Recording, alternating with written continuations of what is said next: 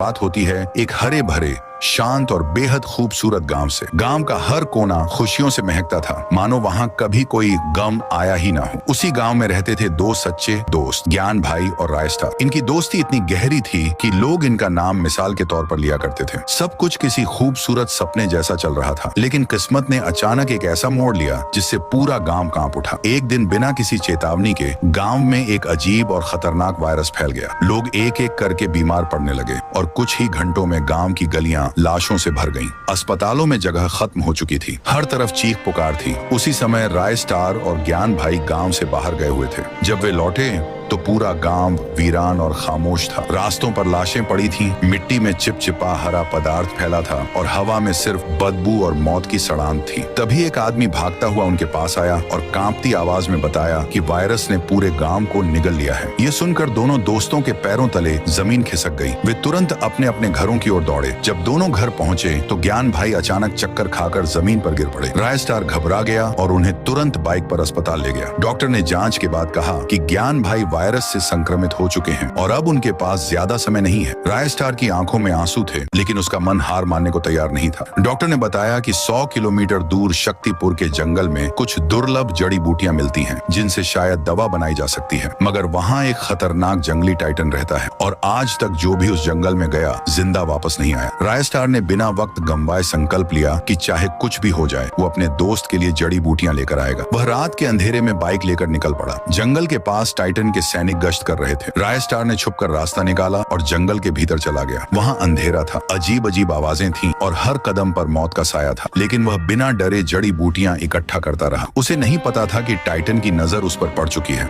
उम्मीद के साथ रायस्टार अस्पताल पहुंचा। रायस्टार, डॉक्टर साहब ये लीजिए जड़ी बूटियां। डॉक्टर ने तुरंत इलाज शुरू कर दिया। धीरे धीरे ज्ञान भाई की चलने लगी और पूरे गांव के लोग भी ठीक होने लगे। गांव में फिर से रौनक लौट आई। लोग मुस्कुराने लगे, बच्चों की हंसी गूंजने लगी। लेकिन वो शांति ज्यादा देर टिक नहीं सकी। टाइटन ने गांव पर हमला कर दिया। हर तरफ भगदड़ मच गई। लोग फिर से गिरने लगे, चीखें आसमान तक पहुंचने लगी। उसी वक्त रायस्टार और ज्ञान भाई ने धमाकेदार एंट्री मारी। रायस्टार, तू मासूम लोगों को क्यों मार रहा है? टाइटन, तुमने मेरे जंगल से जड़ी बूटियां चुराई हैं, अब सबको इसकी सजा मिलेगी। ज्ञान भाई, अगर तुझे अपने जंगल की इतनी फिक्र थी तो तू इंसानियत दिखाता, लेकिन तू तो एक राक्षस बन गया है। ये बात सुनते ही टाइटन आग बबूला हो गया और उसने फाइट शुरू कर दी। देखते ही देखते पूरा मैदान जंग का अखाड़ा बन गया। चारों तरफ खून ही खून। रायस्टार और ज्ञान भाई एक एक करके टाइटन के सारे गुंडों को खत्म करते गए। थोड़ी देर बाद जैसे ही धुआं छंटा, टाइटन जमीन पर गिरा पड़ा था और सामने खड़े थे रायस्टार और ज्ञान भाई।